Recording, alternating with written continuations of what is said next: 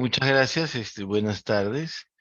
Vamos a conversar, como dice el título de la presentación, una actualización en el tratamiento de la depresión, ¿no? El tratamiento antidepresivo.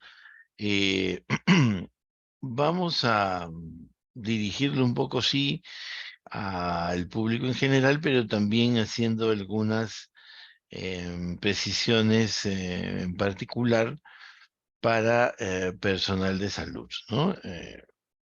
Digamos, tanto licenciadas como también médicos generales y especialistas. Bueno, esos son los conflictos de interés. Soy médico asistente en el servicio de neuropsiquiatría, ¿no? En el Hospital Cayetano Heredia. Entonces, estamos empezando con estas fotos, que son fotos de películas. Las dos primeras todavía películas en blanco y negro de los años 50, la primera, de los años 60, la segunda, y bueno, la que ya está en color de los años 90, ¿no? Donde en particular son personajes que dentro de la historia de la película sufren depresión. La primera, ahí están también las referencias, es una película japonesa de Akira Kurosawa, muy bonita. Probablemente tanto esa como la de abajo de Fellini en la lista de las películas más, entre comillas, las mejores o las películas más bonitas de la historia del cine. El primer personaje es un empleado público que desarrolla depresión. Gelsomina bajo el personaje de la película La Calle, o La Estrada de Fellini también, una mujer que fue vendida literalmente por su madre luego de la Segunda Guerra Mundial, en la Italia de la post-Segunda Guerra Mundial, donde había mucha pobreza. Y, y la otra actriz que está ahí, que es Julianne Moore, eh, una persona con problemas de personalidad que se casa con una persona mayor por interés, que finalmente se termina enamorando de ese señor y este señor se está muriendo de cáncer, ¿no? Entonces tienen en común la depresión y en particular en estas fotos muy bien interpretado el afecto depresivo, ¿no? La depresión principalmente va a tener dos características clínicas que pueden estar las dos presentes a la vez o al menos una de ellas sí o sí, y es o una sensación de tristeza muy intensa, ¿no? Lo peor tristeza que uno se puede imaginar que existe, un nivel de tristeza que causa disconfort, que altera la funcionalidad normal, que altera la vida normal. No confundamos depresión con cualquier episodio de tristeza que normalmente podemos tener, ¿no? Que normalmente podemos tener. Cuando vemos algo que nos da pena, cuando nos enteramos de alguien que está enfermo, o algo, una noticia triste, o algo que no nos sale, ¿no? Podemos sentir tristeza, pero no es una tristeza patológica, ¿no? Tristeza patológica es aquella que dura varios días, generalmente más de una, 2 semanas, una tristeza que no nos deja estar tranquilos, que no nos deja funcionar, una tristeza que duele, ¿no? Como más o menos podemos captar en los rostros de estos personajes, ¿no?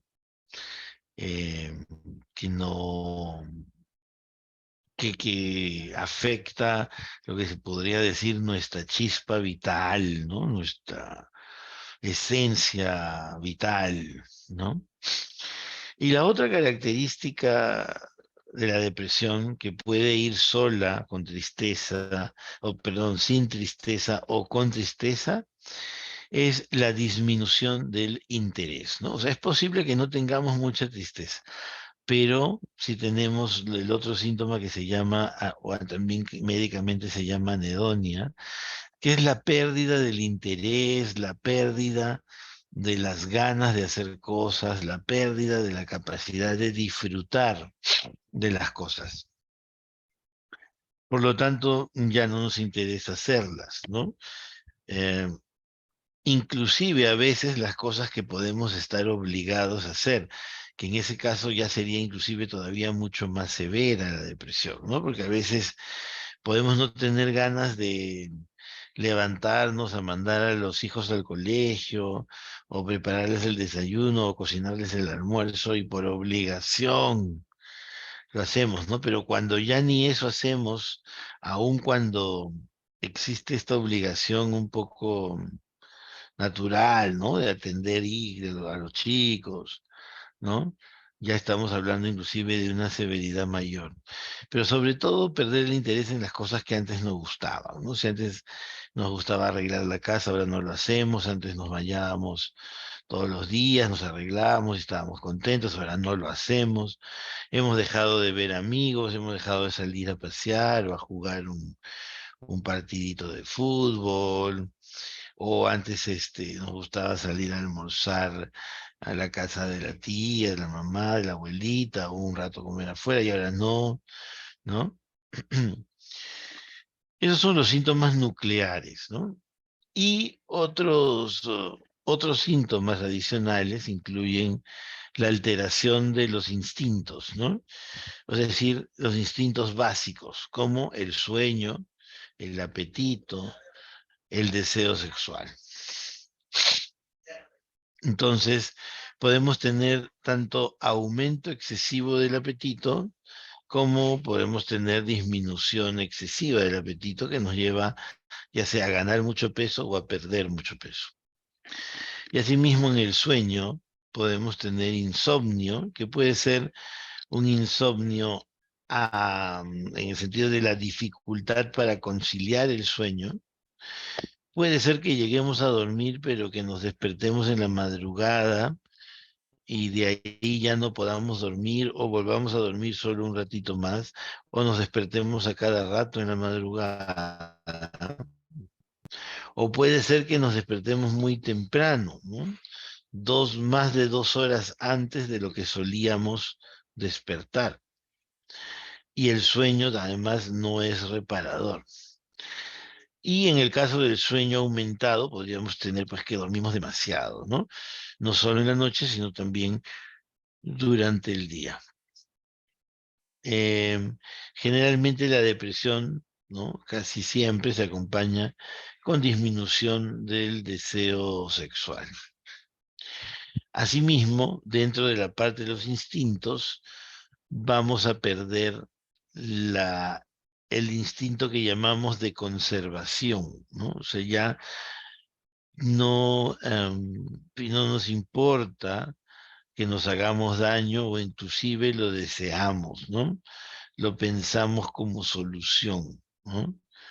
Matarnos, hacernos daño de alguna manera para ya no vivir, o hacer algo para ya no vivir. Generalmente, a veces eso empieza generalmente solo con fantasías, ¿no? ¿Qué sería si? ¿Qué pasaría si? ¿No? O cómo no me pasa esto, o cómo no me pasa lo otro. Pero no, generalmente no tiene que ver con,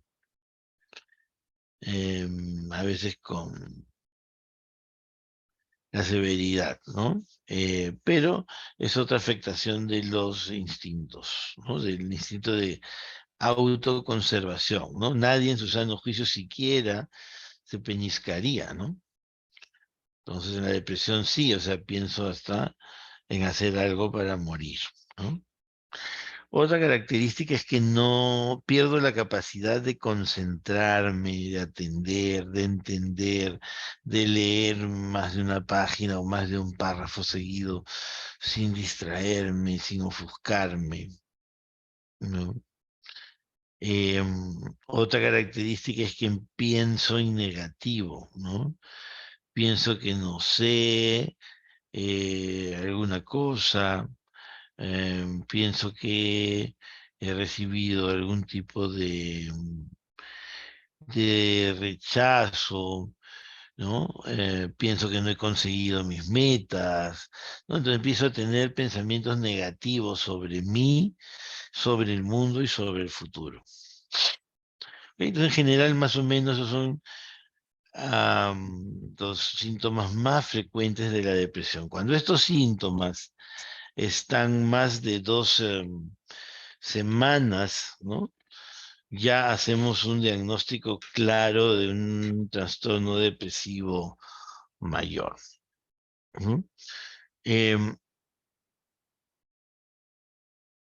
Vamos a pasar un ratito por acá, esto todavía no. Pues miren, entonces, algo que también debemos tener como concepto es que la depresión no solamente tiene como síntoma tristeza, sino también puede haber irritabilidad,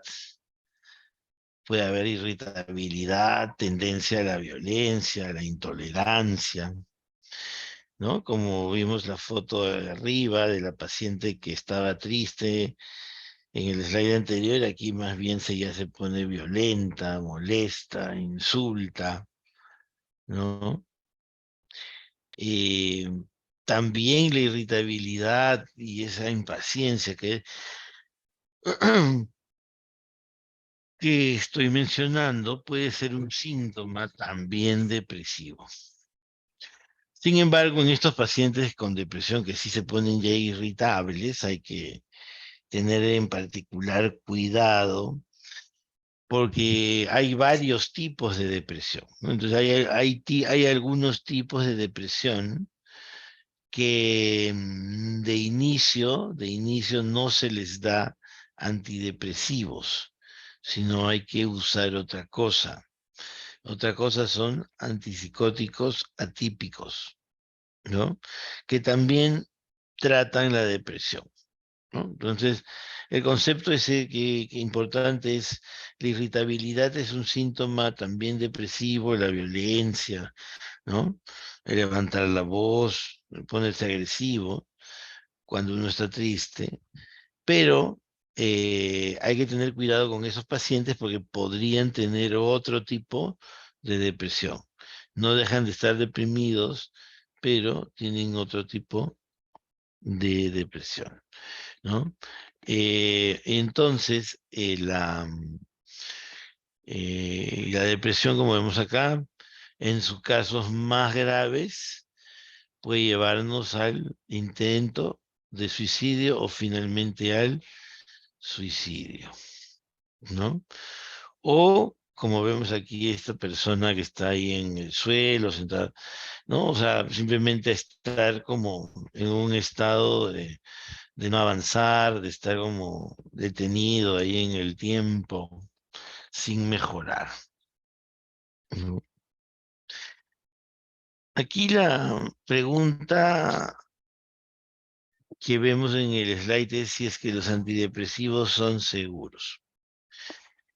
Y en general la respuesta es que sí, que los antidepresivos son seguros y no hay que tenerles temor, ¿no? Digamos, a las personas que no son personal de salud y sea que en algún momento les han indicado antidepresivos o sea que tienen familiares o amigos que alguna vez les pueden haber preguntado sobre los antidepresivos, ¿no?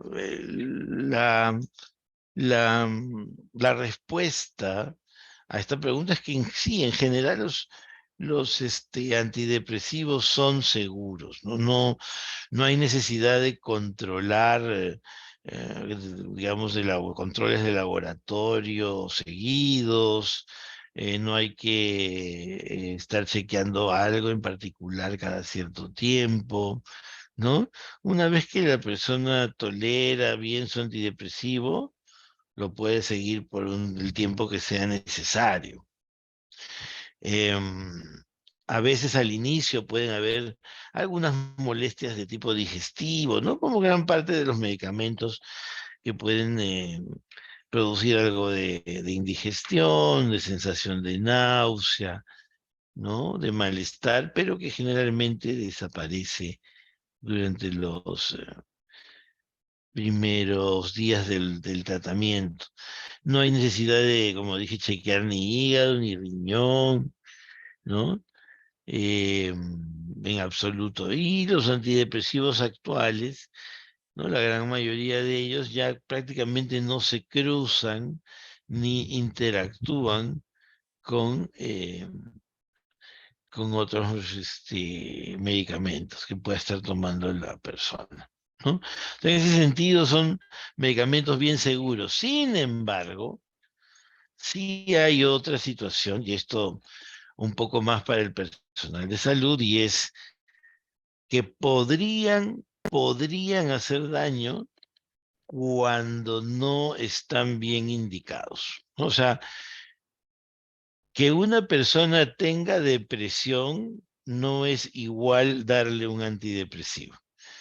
Probablemente la mayoría de personas con depresión le tengamos que dar un antidepresivo, pero hay un grupo de pacientes donde no hay que darle un antidepresivo porque darles un antidepresivo sí puede empeorar las cosas o podría empeorar las cosas, como vimos en la foto aquí, ¿no? O sea, podemos tornar al paciente agresivo, violento, irritable, podríamos, eh, hacer que el paciente no mejore nada, o sea, por más antidepresivo que le des, como se ve en la foto ahí en el piso, no mejora, o que ya se quiera matar porque lo volvemos un poco más impulsivo, ¿no? Entonces, la respuesta final sería, cuando el antidepresivo está bien indicado, es un medicamento seguro y no hay que tenerle temor, ¿no? Hay que seguir, sí, la indicación del médico tratante. Hay formas de hacer que al inicio nos caiga mejor, ¿no? Tomándolo de primero dosis chiquitas, partiendo la pastilla hasta que llegamos a la dosis normal, ¿no? Eh, y Ok, entonces creo que con esto respondemos bien esa pregunta, ¿no? No le tengamos temor a los antidepresivos, ¿no? Entonces, esto es un poquito para el personal de salud, en el sentido de que hay depresiones que tienen componentes de lo que se llama el espectro bipolar, ¿no? Y esas depresiones requieren tratamiento con un antipsicótico que se llama eh, atípico, ¿no? Que tiene efectos sobre la depresión. Em,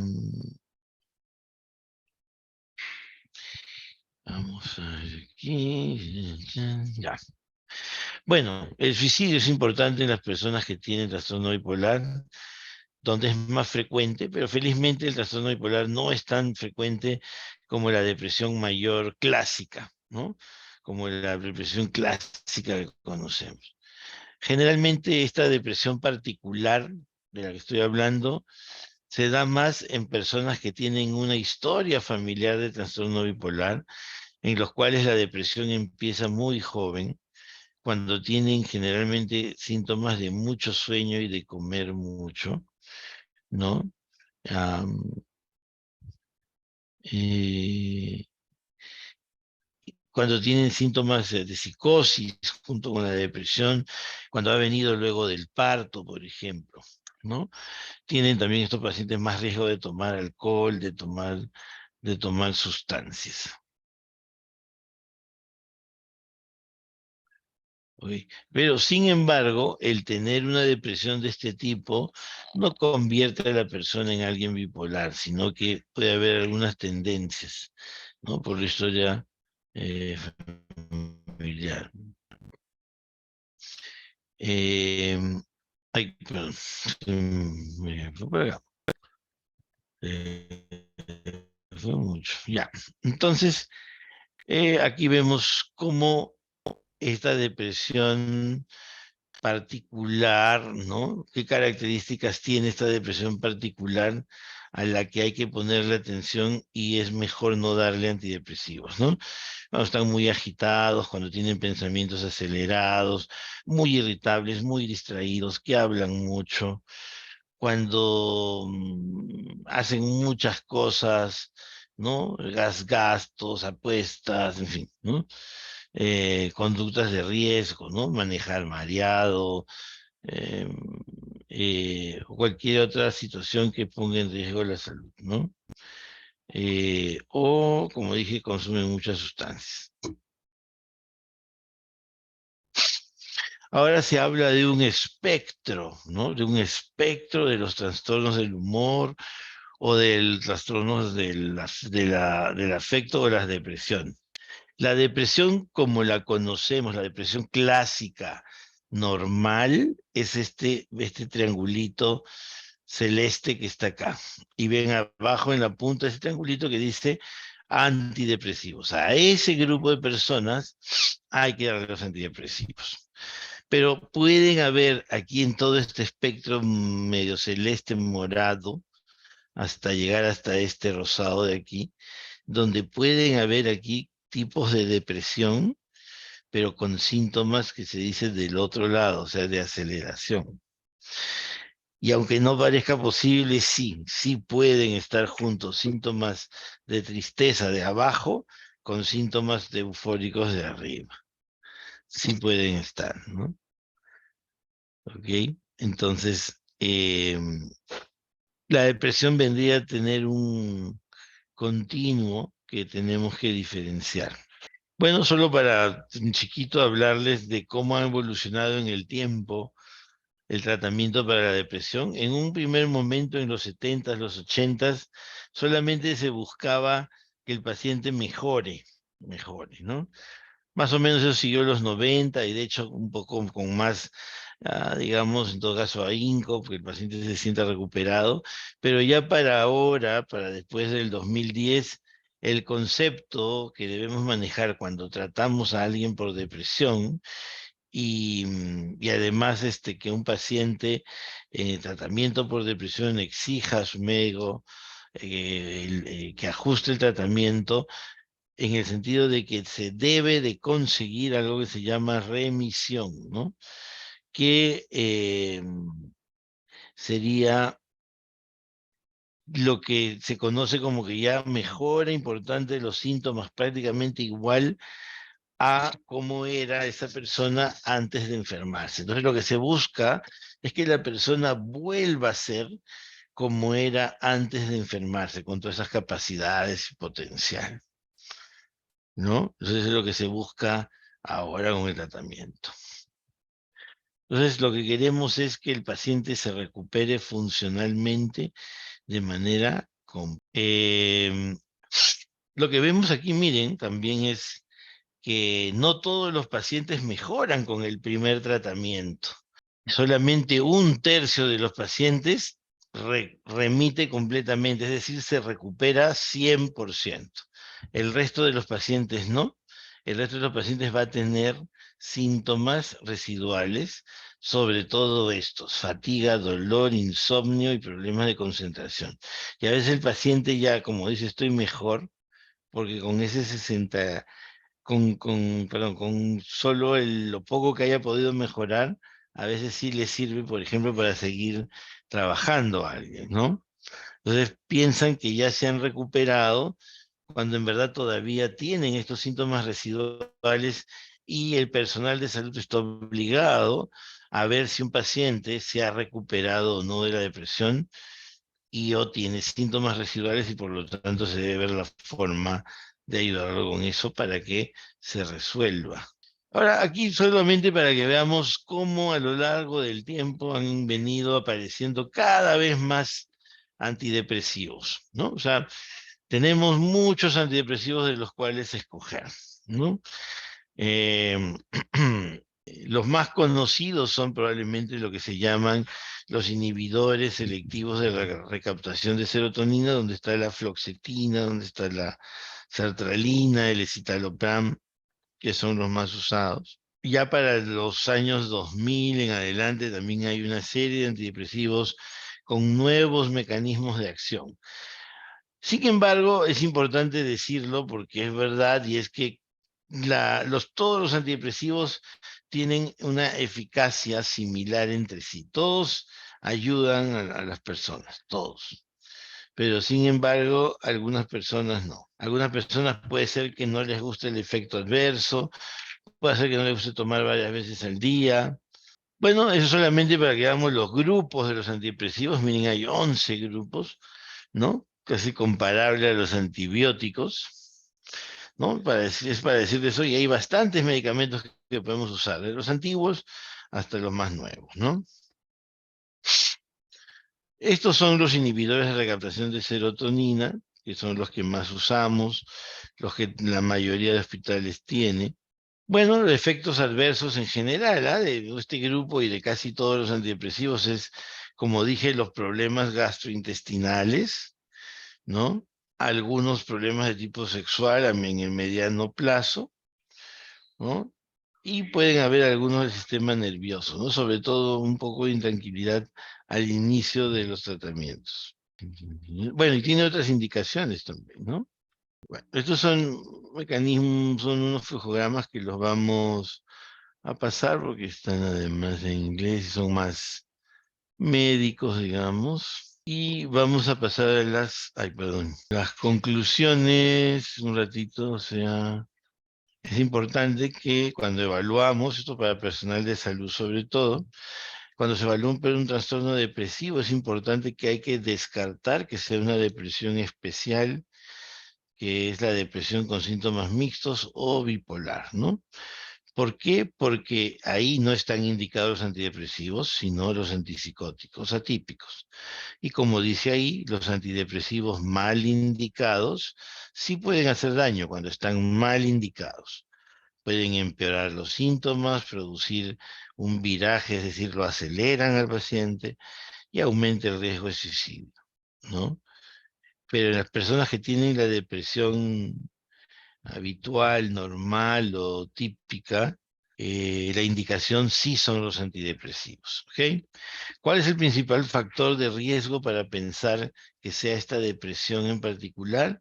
Que tenga una historia familiar de trastorno bipolar, ¿no? Estos pacientes son muy, eh, vamos a decir, delicados o en mucho riesgo de que sí se puedan acelerar, de que se puedan complicar si uno da antidepresivos, ¿no? Y a veces hay que tenerlos muy, muy, muy bien controlados, supervisados.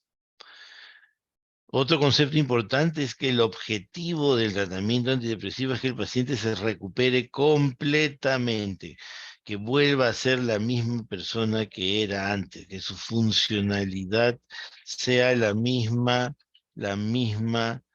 de antes, ¿ok? Lo otro es que es importante que debemos pensar en que muchos pacientes no se van a recuperar completamente y tienen síntomas residuales. Si tienen síntomas residuales, igual hay que mejorar el tratamiento. ¿Ok?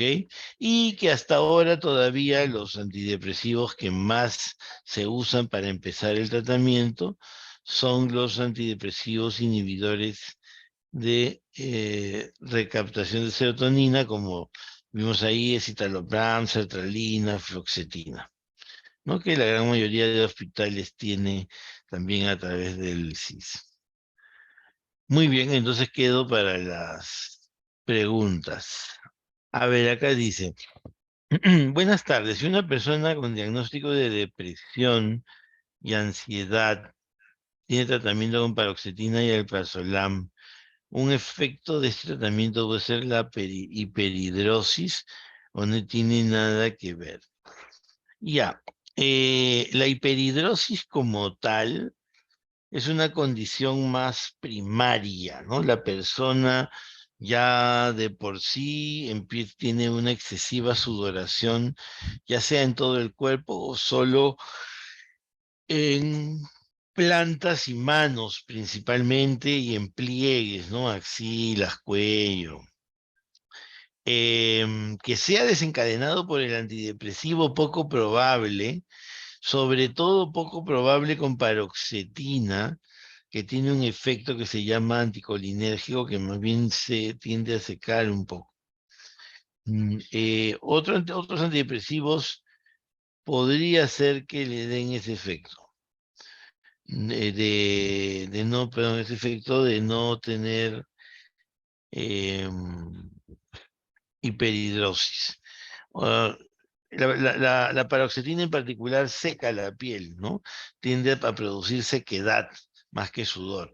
Pero pueden haber antidepresivos, sobre todo aquellos que eleven la noradrenalina, que podrían aumentar la sudoración. Pero a nivel de una hiperhidrosis, de algo significativo, habría que ver si este es más bien un problema que ya tenía desde antes, ¿no? Que sea solamente por un antidepresivo.